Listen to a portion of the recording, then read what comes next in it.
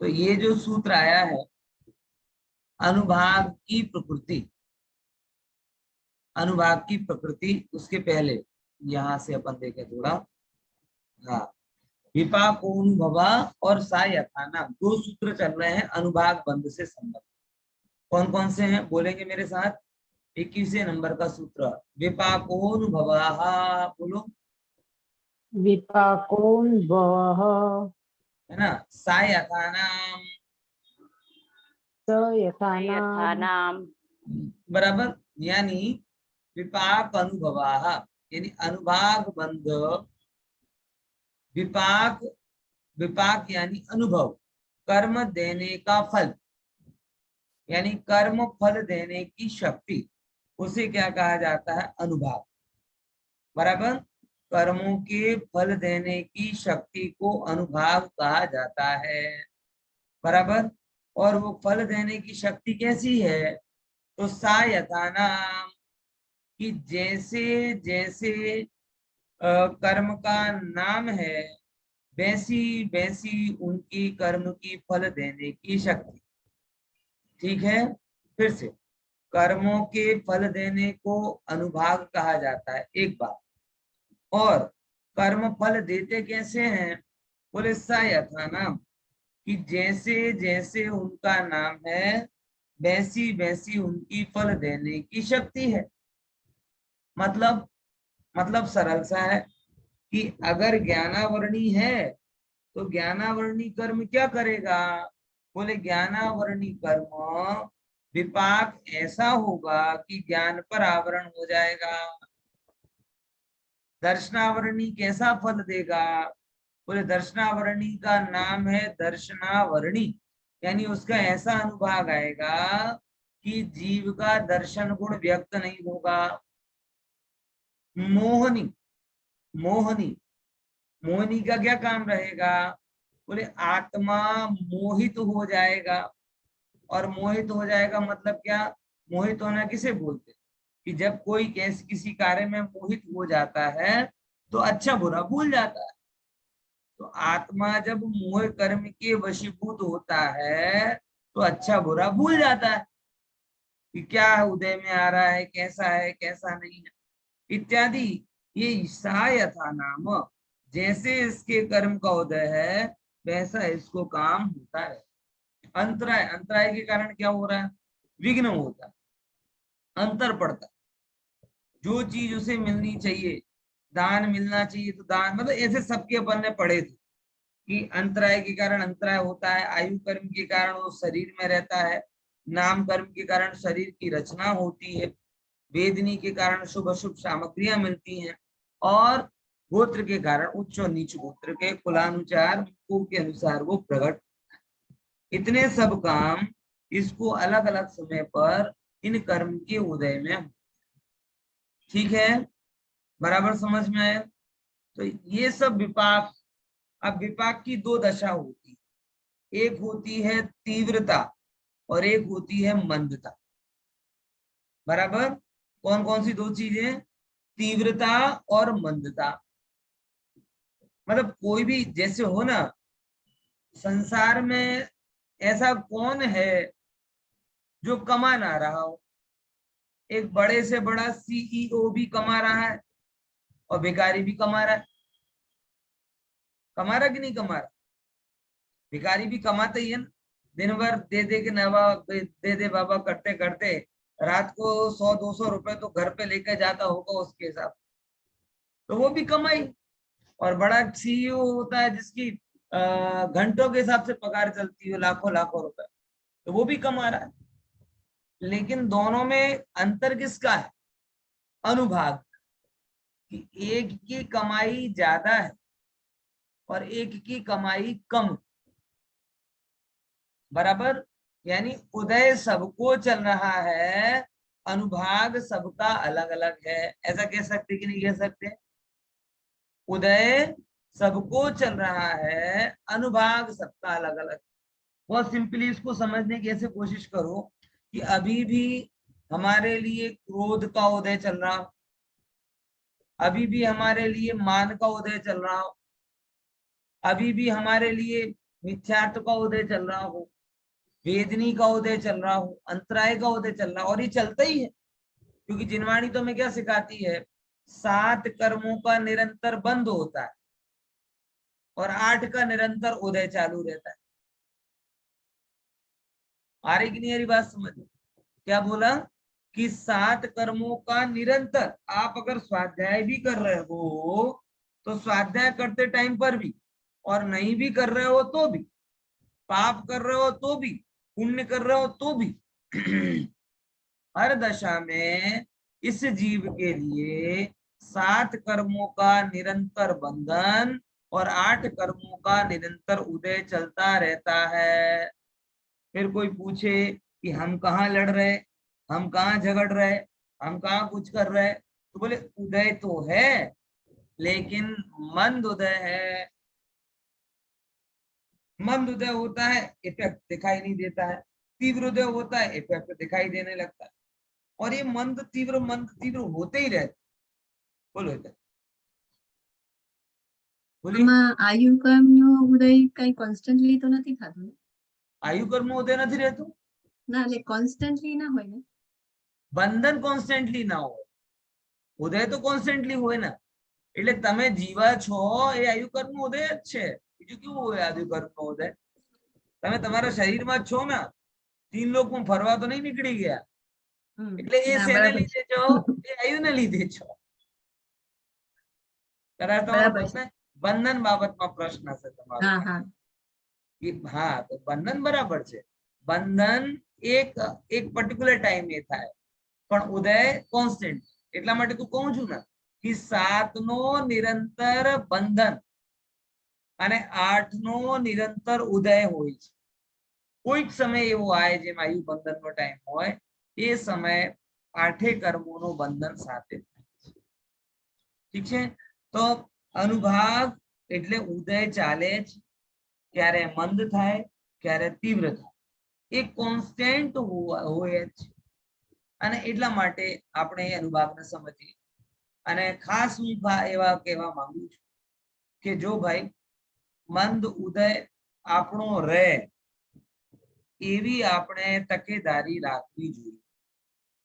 રાખવી જોઈએ કે નહીં રાખવી જોઈએ? મને એમ કહો, જો તીવ્ર ઉદય થઈ જાય તો આપણો પુરુષાર્થ પણ પંગુ થઈ જાય, થતો જ નથી। વિચાર કરીને જો, હું તો ઘણા જેને થયો હોય એને પૂછું છું કે કોરોના વગેરે થયો હોય ત્યારે તમારી પાસે ટાઈમ હોય છે કે નથી હોતો? હવે કોઈ તમારી આજુબાજુ નથી આવતો, કોઈ તમારી પાસે નથી આવતો, કોઈની જોડે વાતો નથી થતી, એટલે બહુ સરસ તમારા માટે સ્વાધ્યાયનો ટાઈમ હતો, પણ કેટલા લોકો એમાં કરી શક્યા? જો મેં તો કર્યો, મેં 3 બુક વાંચી હતી, એટલે પપ્પુ પાસ હો ગયા। બરાબર, હજી મારી સામે જે 3 બુક પડી છે મારા કોરોના કાલ કી બચાયેલી છે। સરસ ટાઈમ મળ્યો, પણ મને ખબર હતી કે નોર્મલ વાંચવાની જગ્યા એ ટાઈમે વાંચવામાં કેટલું અફોર્ડ કરતો હતો, કારણ બહારની પ્રતિકૂળતા નથી પણ અંદરમાં મોહનો ઉદય એટલો પ્રબળ હોય કે એ ટાઈમે પછી મન નથી થતું। એમ ને એમ તમે આડા પડ્યા હોય, આમ કરો તેમ કરો, આવું બધું મન થાય, પણ આ નથી થતું। બરાબર ખ્યાલમાં? હું જો આપણે આમ બધું સમજીએ છીએ કે પાપનો ઉદય બહાર છે, પુણ્યનો ઉદય બહાર છે, આત્મામાં નથી આવતો, વાત સાચી, પણ જાણી જોઈને પાપનો ઉદયને ઇન્વાઇટ ના કરવું જોઈએ। કેમ કે પુરુષાર્થની નબળાઈને લીધે ઘણા જ્ઞાનીઓ પાપના ઉદયમાં ચલિત થતા નથી, પણ આપણે નહીં થઈશું એની ગેરંટી પણ થઈ જઈશું એની પણ ગેરંટી નથી। આ તો લગભગ એવી છે ને, ખડબચર રસ્તા ઉપર કાર ચલાવવી પડે, 1-2 ચોઈસ હોય તમારી પાસે, એક સરસરાટ હાઈવે હોય અને બીજો ખડબચડો રસ્તો હોય, બરાબર? તો તમે ચોઈસ શેને કરશો? હાઈવે ને, બરાબર? પછી તમે કહો કે ના ના, તમારો નસીબ હોય તો ખડબચરા રસ્તા ઉપર પણ તમારી કાર પંચર ના થાય, આ ખરેખર નસીબ જ કહેવાય। એક વાર નહીં થઈ એનો મતલબ એ પણ નથી કે બીજી વાર નહીં થશે। નસીબ ક્યારે ખૂટી જાય કોને ખબર. એમ ઉદય પ્રબલ થઈ જાય ને પુરુષાર્થ ફૂટી જાય કોને ખબર. પોઈન્ટ સમજાય કે નહીં સમજાય? એટલા માટે આ વસ્તુ વિચારણીય હોય છે કે ઉદય પ્રબલ થાય આવા કામ નહીં કરવાના, પુરુષાર્થ પ્રબલ થાય આવા કામ કરવાના. આટલામાં તમારો આખો ચરણાનુયોગ આવી જાય છે. દિનેશભાઈ આવી ગઈ ખબર? શું કીધું બોલો? આવાજ નહીં સંભળાય. ઉદય વખતે એવા કામ કરવાના કે પુરુષાર્થ એ લાઈન ને બોલો. એ લાઈન બહુ સારી છે. ઉદય પ્રબલ થાય આવા કામ નહીં કરવા અને પુરુષાર્થ પ્રબલ થાય આવા કામ કરવા. દેખો યોગ્યતા એની જગ્યા છે અને કર્મનો ઉદયનો તો યોગ્યતા આવી ગયો દ્રવ્યાની યોગનો વિષય. બરાબર. કર્મ બંધન એ તો તમારા પરિણામના અભિપ્રાય ઉપર ડિપેન્ડ કરે, એટલે એ આવી ગયો ચરણાની. પછી તમારા માટે શું રહેશે?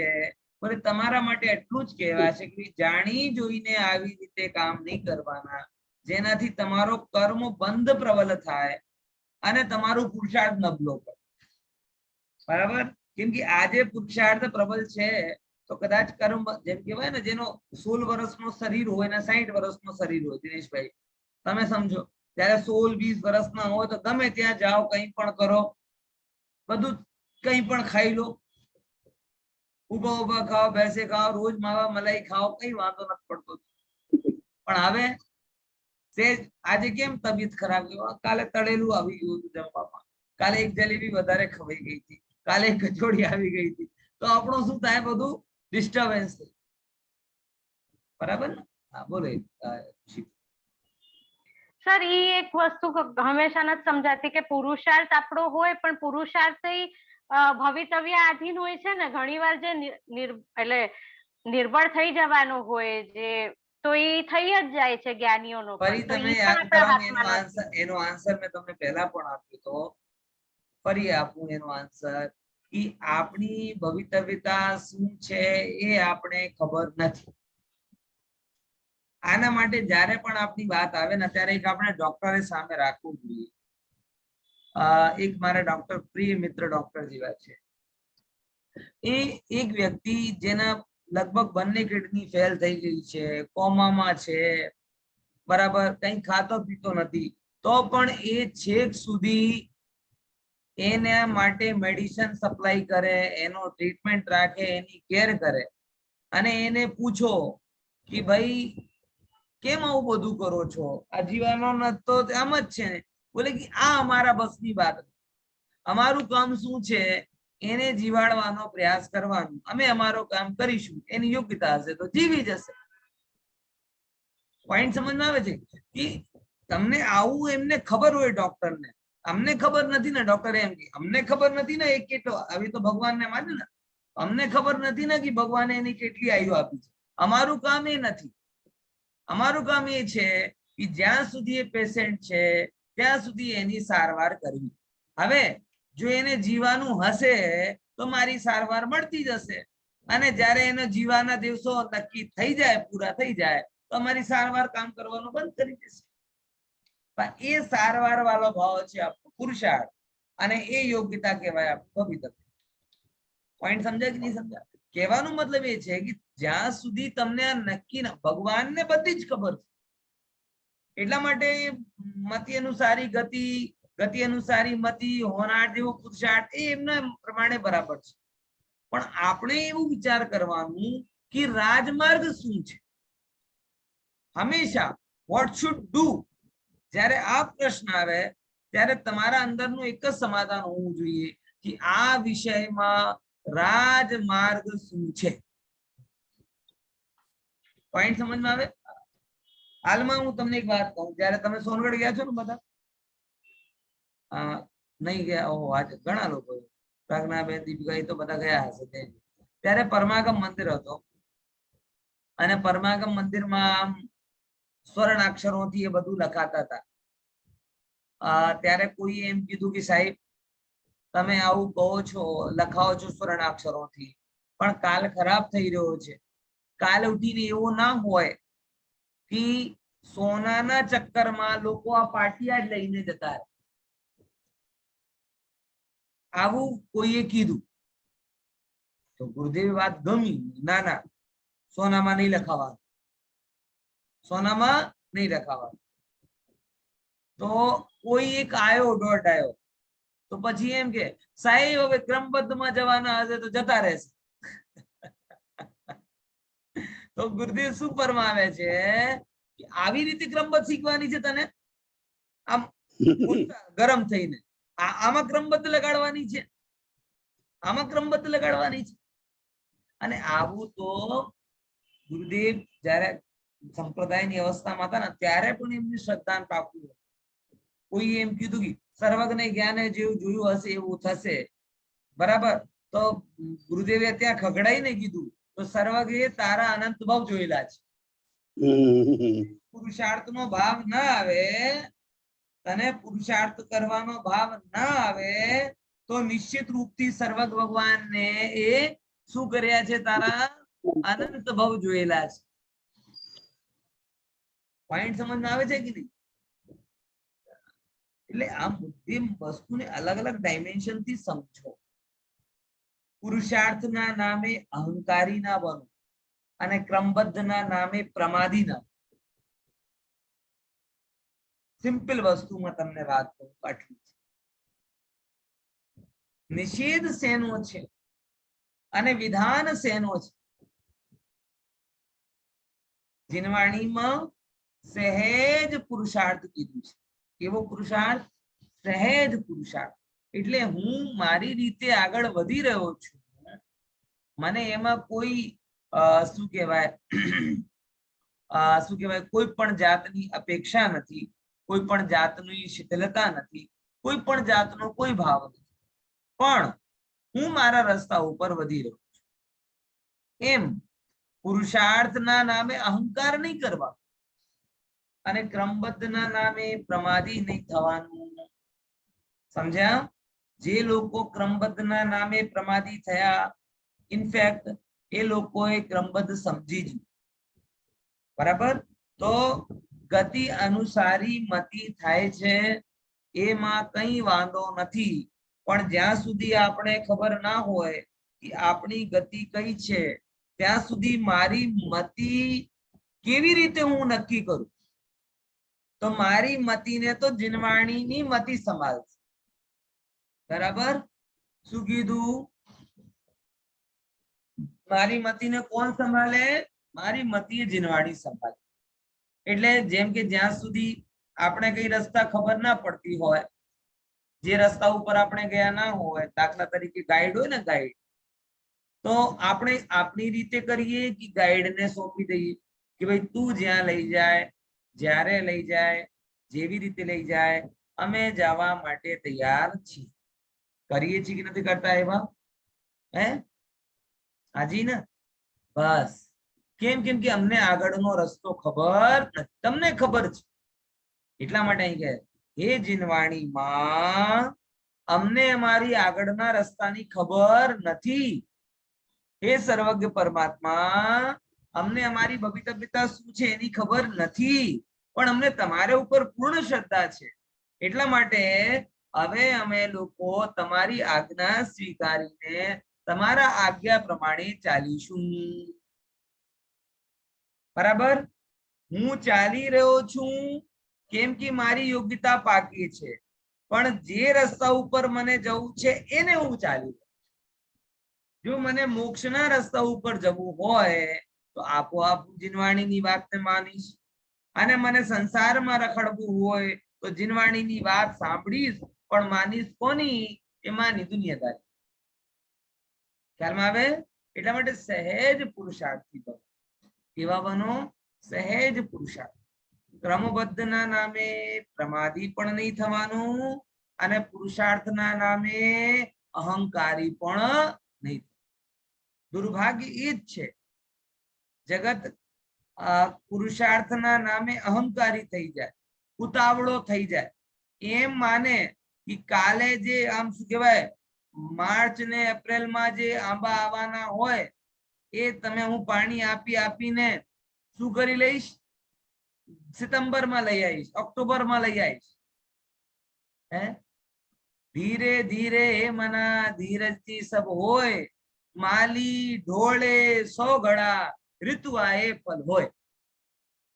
કબીરદાસે લખ્યું છે કે ધીરે ધીરે રે મના ધીરજથી સબ હોય અને માલી सींचे 100 ઘડા ऋतु आए फल.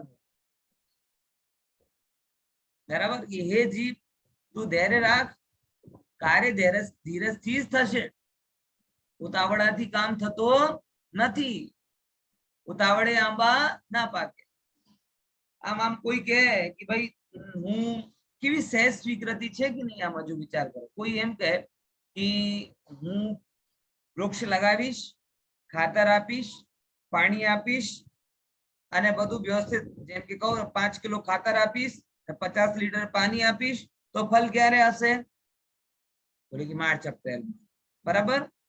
પછી ચલો ચલો હું એને 10 ગણા કરી દઈશ, એટલે 5 કિલોની જગ્યાએ 50 કિલો ખાતર નાખી દઈશ અને 50 લીટરની બજાય 500 લીટર પાણી નાખી દઈશ, તો ક્યારે થશે?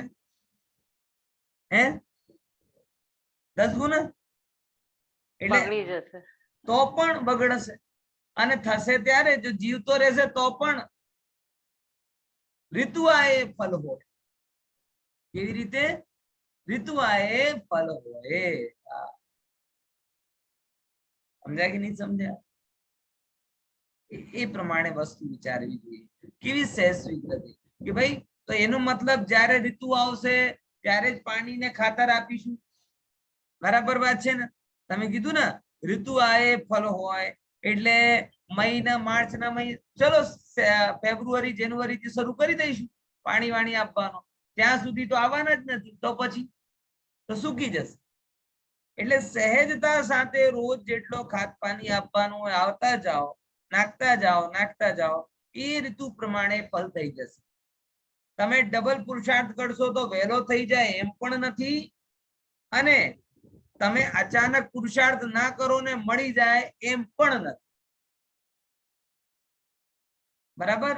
અને જે આમ જોવા જઈએ જૂન જુલાઈમાં, જુલાઈ ઓગસ્ટમાં પાણી આપવા માટે તૈયાર ના હોય એ સમજી લો કે એનો કેરી ગાળો સુખો સુખો જવાનો છે. પાકો કે કાચો? કોરું કોરું નીરસ જવાનું છે કે નહીં જવાનું? જો એમ વિચાર કરે કે જ્યારે ફલ પાકવાના હશે ત્યારે જ પાણી આપીશ, અત્યારથી કેમ પાણી? તો ભાઈ તને કેરી ગાળામાં ફળ નહીં મળે. અને જે અહંકારી થઈને દોઢો થઈને ડબલ પાણી આપી દે, 10 ગણું પાણી આપી દે ને એમ કહે કે ના હવે તો હું વેલો પકાવી દઈશ, એ પણ દોડો છે, મૂર્ખ. કેવી સહેજ સ્વીકૃતિ. હવે તમને આ સ્વીકારવામાં કઈ વાંધો છે? તો પછી મોક્ષના નામે કાં તો ઉતાવળી થઈ જવાનું, બરાબર, કાં પ્રમાદી થઈ જવાનું. એ બે ચોઈસ કેમ દીધી? ઉતાવળા થયા વગર, પ્રમાદી થયા વગર જેમ માલી નિયમિત રૂપથી ખાતર પાણી આપતો જાય અને મૂળ સુધી પાણી પહોંચે, ખાત પહોંચે અને ઋતુ બદલે અને ફલ પાકી જાય અને રસ આવી જાય હાથમાં, એવી સહેજ સ્વીકૃતિ આપણે કેમ થતી? બરાબર. તો હટાહટ કરવી નહીં, આકુળતા કરવી નહીં. બરાબર. ખુશીબેન હવે બાકુને ભૂલશો નહીં ને? દર વખતે તમને પ્રશ્ન રહે છે તો દર વખતે તમે પૂછી શકો છો, એમાં કઈ વાંધો નથી. એકચ્યુઅલમાં પ્રશ્ન એવો છે કે 2-3 મહિનામાં રિવાઇઝ થવું જ જોઈએ, નહીં તો કાં તો આ બાજુ નહીં તો કાં આ બાજુ લડવામાં વાર લાગતી હોય છે. ત્યારે યાદ રહી જાય છે અને પછી પાછું કન્ફ્યુઝ થઈ જવાય છે કે ના એ તો કે આ જીવનનું એકચ્યુઅલમાં બહુ, અને હું તમને કહું જ્યાં સુધી મારો અધ્યયન છે 2000 વર્ષનું લિટરેચર જોવા જઈએ ને તો સૌથી વધારે જે મુદ્દા ઉપર ડિસ્કશન મળ્યું છે ને આ મુદ્દો છે. હર ધર્મમાં જે ભગવાનને માનનારો હોય, ચાહે કર્મને માનનારો હોય, ચાહે યોગ્યતાને માનનારો હોય, આ બાબતમાં તો પ્રશ્ન બધાને હોય છે કે ભાગ્ય કામ કરે છે કે પુરુષાર્થ કામ કરે છે. એ ભલે યોગ્યતા ના માને, ભાગ્ય માને. કોઈ બોલે પુण्यम काम करेगी मेहनत काम लगे, कर्म कोई भगवान काम करेगी कर्म, तो अमुक अमुक नहीं होता कर्म करता धर्म करता कर्म चढ़िया तो केम केम कि कर्म करे तो धर्म ने फल आपવું જ પડે, ભગવાન પણ ના કરે. આવી જુદી જુદી થિયરી ચાલે છે. એટલે ભણેલો ગણેલો હોય તો ના હોય તો એ બધાને આ પ્રશ્ન હોય જ છે. અને વ્યવસ્થિત ગુરુથી ના સમજો તો ઊંધો સમજવાની 100% ગેરંટી. તમને અહંકારી આમ મારફાડ વાળો બનાવી નાખશે એવો ખોટો ગુરુ તમને ના ના આપણે તો આવી જાઓ સામે, જે આપણે ધારે કરી પામી લઈશું. આજના જે તમારા મોટિવેશનલ સ્પીકર છે ને એ બધા આવી જ રીતે અહંકારી બનાવે છે. કેવી રીતે? આવા સ્લોગન આપે, જીદ કરો દુનિયા બદલો. શું કરે? જીદ કરો દુનિયા બદલો, ડ્રીમ બિગ ડ્રીમ. અરે કેવા કેવી થિયરી આવે. તો એ તમને શું બનાવે છે? અહંકારી. કા પછી અમુક અમુક કેવા ગુરુ, વટ્ટાલ જેવા ગુરુ હોય, હવે ભાઈ તમારી તો યોગ્યતા એવી છે, તમે કઈ કરી છે, તમે તો ભાઈ આપ છે, ચાલે રાખો થવાનું હશે. ભગવાન ને ગમ્યું એ ખરું. હે એટલે આ પ્રશ્નની રિફર્વિશિંગ કન્ટિન્યુઅસલી જરૂરી છે. કઈ તમારો સારું છે આ બહાને બધાને આટલું સાંભળવાનો મોકો મળ્યો. પણ આ ખરેખર વિચાર છે. તમને બે વચ્ચે ચાલવાનું છે. ફરીથી બોલો, કઈ બે વચ્ચે ચાલવાનું છે? શેના નામથી શું નહીં થઈ જવાનું? પુરુષાર્થના નામે અહંકારી નહીં થવાનું. અહંકારી નહીં થવાનું. એટલે 50 ઢોલ ને 1 ટેન્કર પાણી નહીં ઢોળી નાખવાનું. અને ક્રમબદ્ધના નામે પ્રમાદી નહીં થવાનું. પ્રમાદી નહીં થઈ જવાનું. એટલે હવે માર્ચમાં જોઈ લઈશું. અત્યારે તો બહુ ઠંડ છે, કોણ પાણી નાખે? તો જે ઓક્ટોબર નવેમ્બર ડિસેમ્બરમાં પાણી નહીં નાખે એની મઈ જૂન કોરી કોરી જવાની છે, આવું સમજી લેવાનું. ઠીક છે? તો ઉદય અને અનુભાગ વચ્ચે વાત થઈ. થોડુંક આગળ આપણે વધીએ. હા, अनुभाग શું છે? तो विविध प्रकार के फल देने की इच्छा का पढ़ना. बराबर? એટલે વિવિધ વિવિધ પ્રકારના જે કર્મ હોય એ કર્મોની વિવિધ પ્રકારની ફલ આપવાની શા માટે હોય. બરાબર? એ પડવું એના અંદરમાં જેમ કર્મ બંધાય ને એના અંદરમાં આ બધું હોય એને અનુભાગ કહેવામાં આવે છે. પછી કેવો હોય?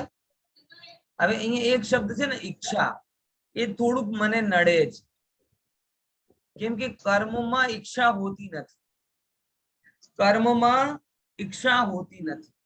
ઈચ્છા શક્તિ જીવનો ગુણ છે. કર્મના અંદરમાં ઈચ્છા નથી. કર્મના અંદરમાં એક પ્રોગ્રામ છે. કેવો પ્રોગ્રામ છે? કર્મના અંદરનો કેવો પ્રોગ્રામ છે?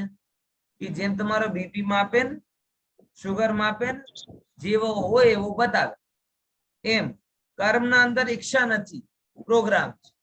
જેવા તમારા અંદરના કંપન અને અનુભાગ હોય એ પ્રમાણે તમને એવા કર્મો બંધાશે. બરાબર? ખ્યાલમાં આવે છે કે હવે આગળ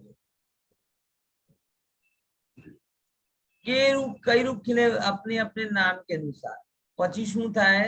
તો નિર્જર આત્માથી કર્મપણાના સંબંધનો અભાવ થઈ જાય છે. એટલે કર્મપણું શું છે? એક તમને સિમ્પલ વસ્તુ કહું.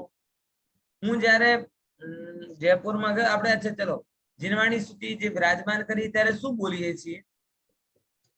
બધાને બોલો. શાદવા. હવે રોજ બોલવાનો મોકો નથી મળતો, હવે બોલવા હું છું. બોલો. આમ બધા વહેલા વહેલા તો આવતા નથી, તો સવારનો ડોઝ કોને આપીશું? એક બે લોકો જ હોય છે જીનવાણી વિરાજમાનના ટાઈમ. બરાબર? ચલો બોલો બધા. स्याद्वाद स्याद्वाद नय षट द्रव्य गुण पर्याय और प्रमाण का जड़ कर्म चेतन बंध का अनुकर्म के अवसान का। बस એ લાઈન પકડ. હવે કર્મનું અવસાન જ્યારે આવે ત્યારે હું જ્યારે જયપુરમાં પહોંચ્યો ત્યારે મારા મનમાં એ જ ભાવ આવતો હતો, આ બિચારા કર્મને કેમ મારી નાખવાની વાત. આપણે તો કોઈનો પણ અવસાન સારો નથી ગણવામાં આવતો, ચાહે जीव हो चाहे कर्म. ना तो जीव का अवसान अच्छा है ना कर्म का अवसान अच्छा है. तो मैंने आपत्ति खड़ी कि कर्म का अवसान क्यों करना, उसको तहस नहस क्यों करना, जला क्यों देना. तो कर्म का अवसान मतलब क्या है? कर्म का अवसान मतलब जैसे चिता में जीव को जला देते हैं ऐसे कर्म जल गए, भुन गए, घुल गए, टूट गए, बिखर गए. क्या हुआ कर्म? बोलो कुछ. શું થયો સર કર્મમાં? જે કર્માણ વર્ગણા જે કર્મ રૂપે બંધાણી હતી એ કર્મ રૂપ થી પાછું કર્માણ વર્ગણા એટલે ભૂતગલ કર્મ પરમાણુ થઈ જાય. કર્મ દ્રવ્ય નથી. શું કીધું? કર્મ દ્રવ્ય નથી, કર્મ પર્યાય છે. ખબર પડી? કર્મ દ્રવ્ય નથી, કર્મ શું છે? પર્યાય.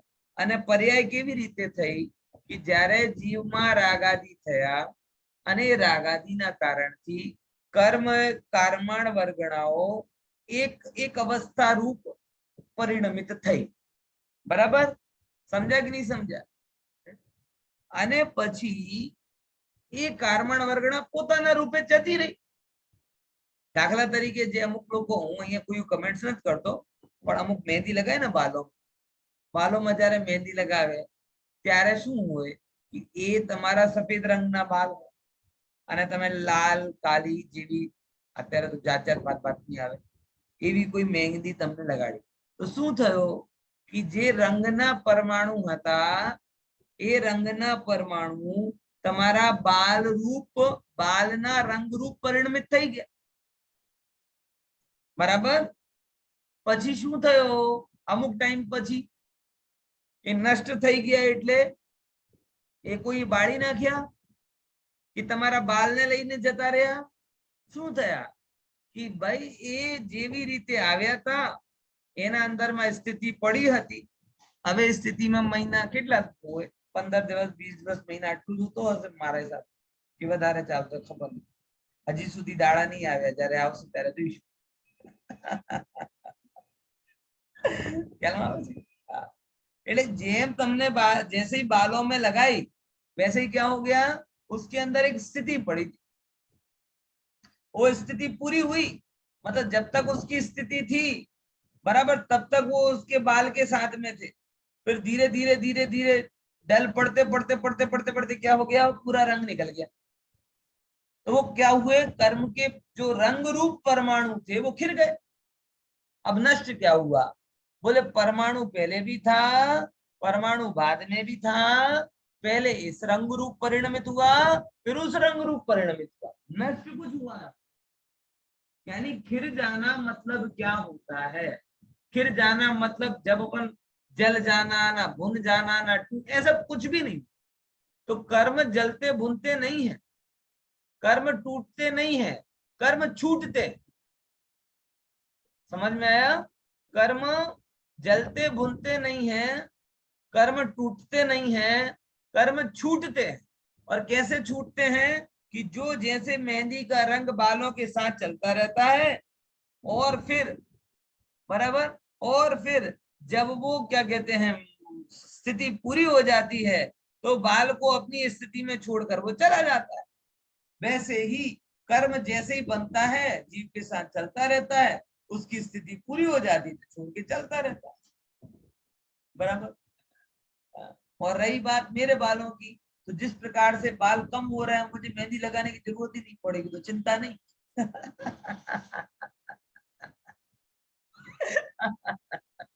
समझे कि नहीं समझे? इसलिए वो उनका सीधा क्षय होगा, पर्याय नहीं बदलेगी.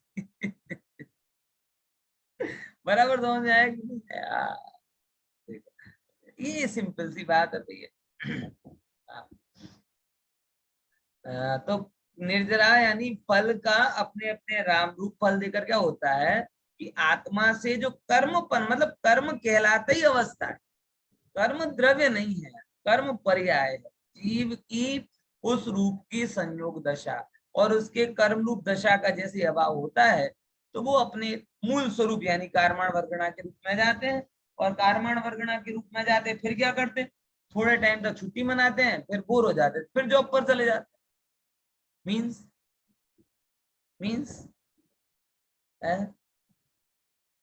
सिंपल कि कारमण वर्गणारूप हुए, जब तक उनकी योग्यता नहीं आई तब तक स्वतंत्र घूमे, और जब फिर लायकात आ गई तो फिर बंध गए।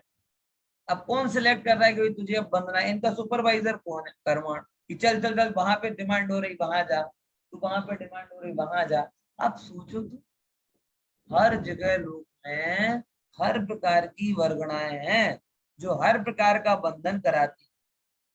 मतलब इसी जगह पर 7वें नरक में जाने वाली वर्गणाएं भी, और इसी जगह पर 9वें ग्रेवेक तक ले जाने वाली वर्गणाएं भी। मतलब ऐसा नहीं है कि यहाँ पे शॉर्टेज होगी तो वहां से आएंगी ना, वहां पे शॉर्टेज होगी तो यहाँ से जाएंगी। बराबर, कहीं पर भी शॉर्टेज होने वाली नहीं है। इसीलिए जीव को कर्म की स्थिति को भली भांति समझते हुए चलना चाहिए। बराबर, चल आगे क्या कहते हैं? अगला अगला है ना, कहाँ गया इसका? अब आता है विपाक। विपाक क्या कहलाता है? विशिष्ट अथवा नाना प्रकार के उदय को विपाक कहते हैं। विशिष्ट यानी विशेष प्रकार के उदय को विपाक कहते हैं। विपाक ही अनुभव यानी अनुभाग कहलाता है। बराबर, तो विशिष्ट अथवा नाना प्रकार के मतलब सिंपल वस्तु में जैसा जैसा उदय आता है। आप देखो उदय कितने प्रकार का है जगत में, आप देखोगे ना जितनी प्रकार की भिन्नता दिख रही ना उतने प्रकार के उदय है कि नहीं? आप सोचिए, सिंपल लॉजिक बताया, दुनिया में कितने प्रकार, कितने लोग हैं? 8 अरब आबादी है। 8 अरब आबादी की सबके चेहरे मोहरे एक से नहीं, तो सबका 8 अरब प्रकार के क्या कहते हैं नाम कर्म का हो गए। आप सोचो, तोते जैसी नाक, कैप्सिकम जैसी नाक, मिर्ची जैसी नाक, और ना जाने कितनी प्रकार की नाक। कभी स्केचिंग स्केचिंग करते ना तो एक साथ 50 नाक बनाते। हाँ, इनमें से अपनी कौन है देखो, है कैप्सिकम है कि क्या है क्या नहीं, कितने प्रकार की आंख, कितने प्रकार की आई, ये सब क्या है? ये तो अकेला मनुष्य जाति से संबंधित नाम कर्म की 8 अरब अवस्थाएं तो अभी दिख रही। अब भूत में कितने हुए होंगे? 8 अरब से तो ज्यादा ही हुए होंगे ना। कितने कहते हैं, कोई ठिकाना है? 8 करोड़, 800 अरब, 800 लाख अरब, मतलब अनलिमिटेड हो गया। और भविष्य में कितने होंगे? सब डिफरेंट होंगे। थोड़ी बहुत सिमिलरिटी होगी वो बात अलग है, लेकिन मैक्सिमम क्या होंगे? डिफरेंट होंगे। ये डिफरेंट किसके कारण हुआ? नामकरण के कारण। और ये तो केवल मनुष्यों का हुआ, रेंज नहीं है क्या?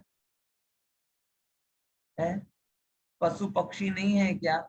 कितने प्रकार की योनियां होती? 84 लाख योनियां जीव हुई होती। इतने प्रकार के जीव, इतने प्रकार की डिजाइनिंग है। ये सारी डिजाइनिंग किसके कारण हो रही? ये सब नामकरण के कारण। और ये तो एक कर्म हुआ, ऐसे आयु कर्म कितने होंगे? ऐसे मोह कर्म की अवस्था कितनी होगी? ज्ञान का क्षोभन कितना होगा? यानी सब जगह आप देखोगे तो आपको ख्याल में आएगा अनंत अनंत अनंत। पॉइंट समझ में आ रहा कि नहीं आ रहा? ये सब किस बात के लिए कह रहे हैं? इतने प्रकार का विपाक होता है। कितने प्रकार का होता है? बोले अनंत प्रकार का होता है। जितने प्रकार के कर्म उतने प्रकार का विपाक। ओके, अब आगे क्या कहते हैं? कैसा विपाक से कैसा अनुभाग बंद होता है, तो बड़ा सरल सा यहाँ पे सूत्र दिया, शुभ परिणाम में पुण्य अधिक बंद होता है और पाप में कम होता है। अगर आप शुभ परिणाम करेंगे, फॉर एग्जाम्पल अगर आप स्वाध्याय कर रहे हैं तो पुण्य भी बन रहा है और पाप भी बन रहा है, लेकिन अंतर क्या हुआ कि पुण्य में ज्यादा अनुभाग आ रहा है और पाप में कम आ रहा है। होता है कि नहीं होता? और जब आप अशुभ परिणाम करते तब क्या होता? बोले तब पुण्य में कम अनुभाग पड़ता है और पाप में अधिक पड़ता है। पॉइंट समझ में आ रहा कि नहीं आ रहा? यानी जैसा आप करेंगे वैसा अनुभाग आएगा। अगर शुभ परिणाम करेंगे तो पुण्य के खाते में बढ़ जाएगा और अशुभ परिणाम करेंगे तो पाप के खाते में बढ़ जाएगा। बंधते तो हर प्रकार के भाव से पुण्य और पाप दोनों ही है, ध्यान से समझना। ये बात हमें हमेशा ख्याल में आनी चाहिए। बहुत सारे लोग जैसे हमारे स्थानकवासी लोग हैं या श्वेतांबर मित्र हैं, कई लोग हैं, बार बार ऐसे आर्गुमेंट करते हैं कि भैया स्वाध्याय करो और स्वाध्याय में बिजली पंखा जलाते हो तो पाप बनता है, पाप बनता है, और हम सामायिक कर रहे हैं तो बिजली पंखा नहीं चला रहे तो पाप नहीं बन रहा। ये कर्म सिद्धांत को समझते ही नहीं। मतलब मैं भी अगर आप कर रहा हूं तो ऐसा नहीं कि पुण्य बन रहा है, पाप भी बन रहा है, क्योंकि मैं अगर ये कर रहा हूं तो मुझे हास्य के भी परिणाम हो रहे हैं, मेरे से हिंसा भी हो रही है, बराबर। कोई मेरी बात नहीं सुन रहा तो मुझे दुख भी हो जाता है, तो इससे मुझे द्वेष भी हो रहा है। सब हो रहा कि नहीं हो रहा? अब फालतू तो कोई जाता नहीं, कोई भी चीज होकर फालतू जाए ऐसा तो है नहीं, तो पाप तो बन ही रहा है। इसीलिए लेकिन ये नहीं समझना कि लाइट पंखे मात्र से पाप बन रहा है। मैं कई बार मुझे बड़ी दया सी आती है बेचारे भोले जीवों पर, सच में भोले जीव कहूंगा उनको, एक चीज को इतना हाईलाइट कर दिया, एक इंद्रिय की हिंसा, एक इंद्रिय की हिंसा, कि वेद ज्ञान की बातें नहीं सुनता। मैं ऐसे कई मेरे जो मित्र हैं, जानता हूं उन्हें बहुत अच्छे से हैं कि पंडित जी आपके प्रवचन लगते तो बहुत अच्छे हैं, सुनना भी है, लेकिन क्या करें, अब मंदिर में आते हैं आपके यहाँ पंखा चालू रहता है, लाइट चालू रहती है, तो हिंसा हो गई, हिंसा हो गई, हिंसा। अरे भाई, हिंसा तो हो ही रही है, कहाँ नहीं हो रही? जीव मर रहा है उसको हिंसा मत गिनो, ये जीव मर रहा है उसको हिंसा। और ये जीव को बचाने वाली एक औषध है जिनवाणी। अगर आपने जिनवाणी की खुराक नहीं ली तो मरने से कोई नहीं बचा पाएगा। आदि का जो वाक्य है ना, वो लिखा है, समय सार का सार जीवन का आधार। શું લખ્યું છે એમાં कि ज्ञानी ने आत्माનો વિસ્મરણ થતો નથી અને અજ્ઞાનીને આત્માનો સ્મરણ થતો નથી અને અજ્ઞાનીને આત્માનો સ્મરણ થતો નથી, માટે એ રાગદેશ કરીને કર્મ બાંધે ને મરણને પામે છે, ભાવ મરણને પામે, અને જ્ઞાની મરણને કાઢીને નિર્વાણને પામે। બરાબર? કારણ કે એને આત્માનો સ્મરણ।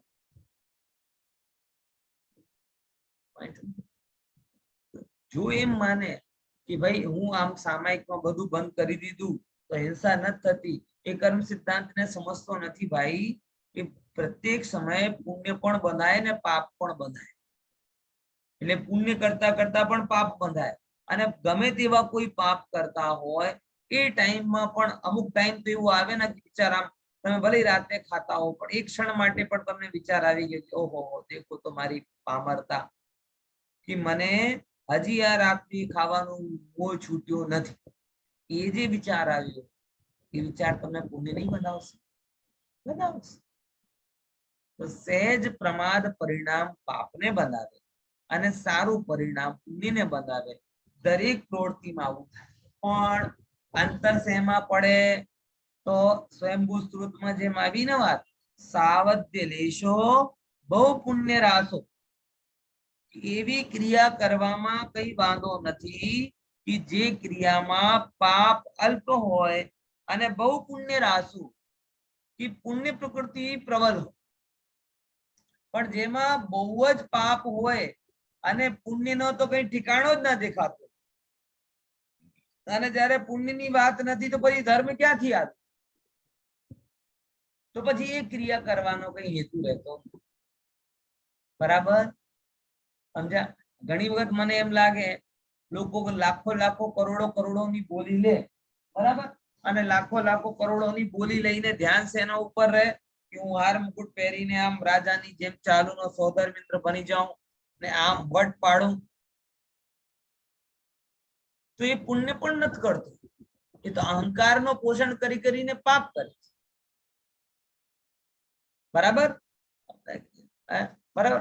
વિડીયો કેવો અત્યારે કેવો ચાલે કે તમે આમ જેટલા જેટલા આમ થાય ને શું કહેવાય, આમ કોઈની સમીક્ષા ના કરવી જોઈએ, પણ લાઈવ ચાલે ને લાઈવ, તો જે લાઈવ તમારો પ્રોગ્રામ ચાલતો હોય, બરાબર, અને એ પ્રોગ્રામમાં જે મેં કહે ને લાઈવ કરે એટલે સ્પોટલાઇટ કરે, ઝૂમ ચાલતી હોય ને, ભક્તિ ચાલતી હોય અને જાહેરમાં, અને જેમ એને સ્પોટલાઇટ કરવામાં આવે તેમ એ વધારે કૂદવા લાગે. જેમ રમકડામાં ચાબી ભરી દઈએ ને, જેમ ચાબી ભરી તો આમ આમ આમ શરૂ થઈ જાય, આવી રીતે એનો શરૂ થઈ જાય. એટલે તમારી ચાબી સ્પોટલાઇટ ના હાથમાંથી. આ ભક્તિનો પરિણામ છે કે બાકી બધા મને ભક્ત રૂપે જોઈએ આવા પરિણામ છે. તો હું ભગત દેખાઉં આમાં માન નથી, અને હું ભગત છું નથી તોય દેખાઉં આ કપટ નથી, આ લોભનો પરિણામ નથી, આ આત્મા પ્રત્યેનો ક્રોધ નથી, આમાં તો પાપ દેખાય. પણ થઈ રહ્યો છે આ જગ્યાએ. પણ શું આયોજકોને પણ લોકોને અલર્ટ કરવા માટે અમુક જોઈએ, એટલા માટે શું કરે, સ્પોટલાઇટ કરી દે.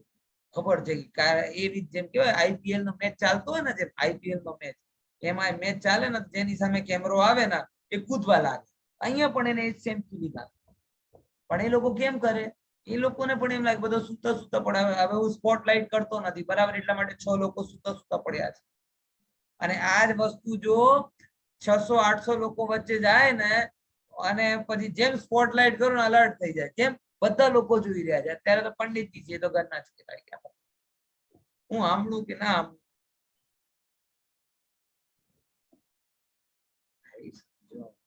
જીનવાણી અલગ વસ્તુ છે. જીનવાણી કેવી છે, અલગ વસ્તુ છે. એના માટે બહુ જ અલગ પ્રકારની વિચારધારા આપણી હોવી જોઈએ. ઓકે, સમજાય કે નહીં સમજાય? ચલો, તો દરેક ક્રિયામાં પુણ્ય પણ હોય ને પાપ પણ હોય. તો કઈ ક્રિયાની પરમિશન છે, કઈ ક્રિયાની પરમિશન છે કે જેમાં પુણ્ય આદિ પરિણામોની પ્રચુરતા હોય અને પાપ આદિ પરિણામનો ઉણપ હોય. લેકિન એક વસ્તુ તો સમજવાની કે હશે તો બંને જ. મુનિરાજોને પણ અલ્પ સ્વલ્પ રૂપે પાપ બંધાય છે, આટલું સમજી લેજો. બરાબર, અલ્પ રૂપે. કેમ કે જો ઘાતી કર્મની બધી પ્રકૃતિઓ પાપરૂપ છે, આઘાતીની પણ મોટા ભાગે પાપરૂપ છે. 148 પ્રકૃતિમાં 100 તો પાપરૂપ પ્રકૃતિઓ છે, માત્ર 48 પ્રકૃતિઓ પુણ્યની છે. એટલે પાપ તો બંધાવાનું, પણ તમારા પરિણામોમાં प्रशस्तता રહેશે तो क्या होगा कि पाप कम बंधेगा और पुण्य अधिक, और परिणामों में अप्रशस्तता रहेगी तो पाप अधिक बंधेगा और पुण्य कम. ठीक है. अब अनुभाग की प्रवृत्ति कैसी होती है, स्वामुख और परमुख.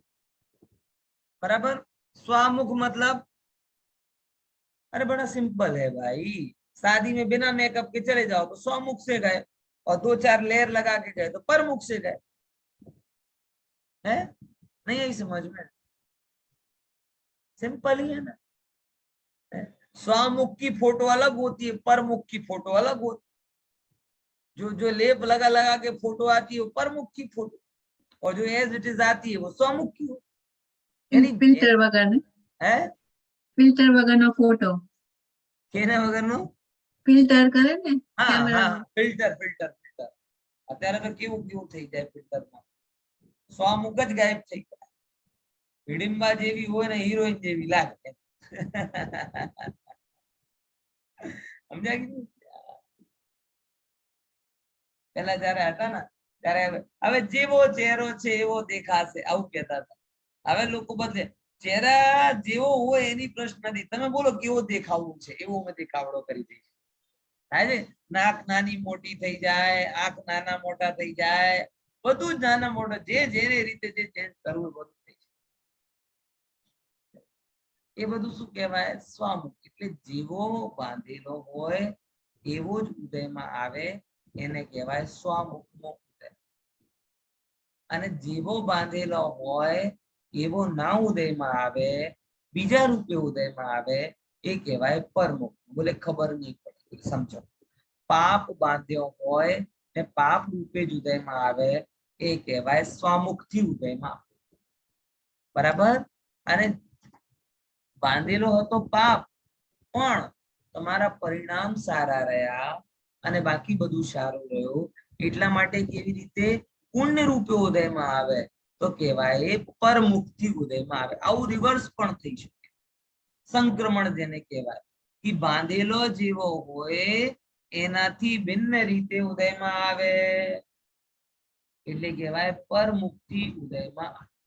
दाखला जैसे असाता साता के रूप में उदय में. હવે દેખો ફલદાનની ઇફેક્ટ બતાવ્યું છે.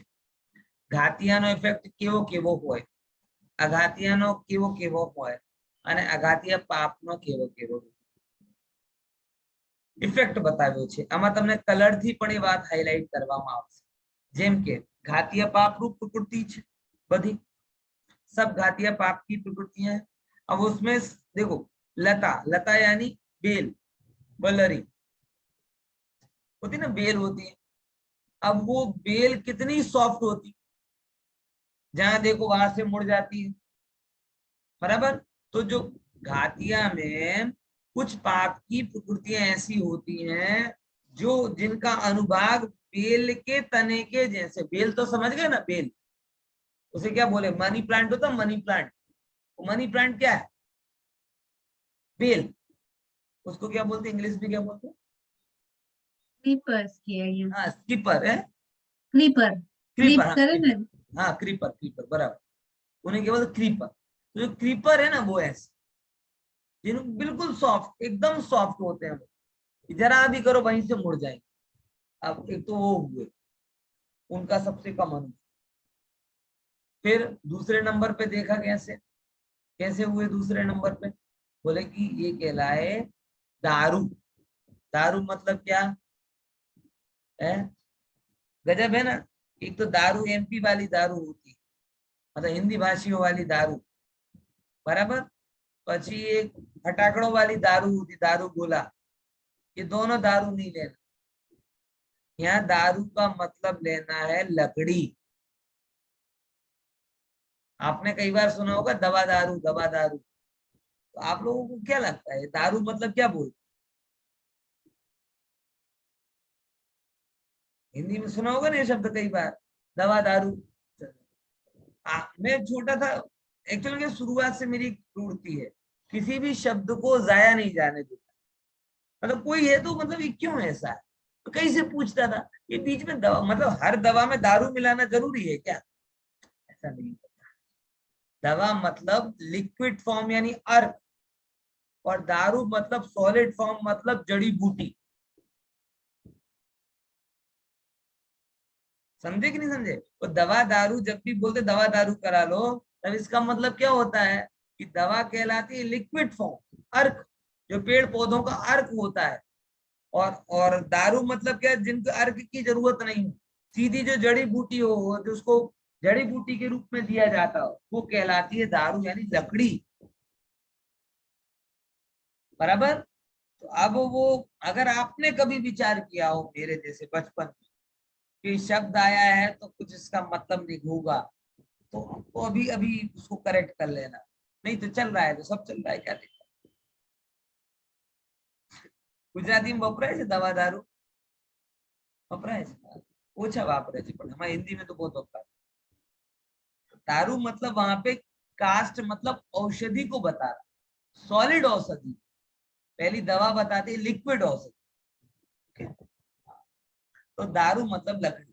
तो क्रीपर के उससे लेकर ये लकड़ी का तना ज्यादा मजबूत होता है, उससे मजबूत होती अस्थि मतलब हाडका, अस्थि मतलब क्या हुए हाडका, और उससे मजबूत होते हैं शैल मतलब पत्थर।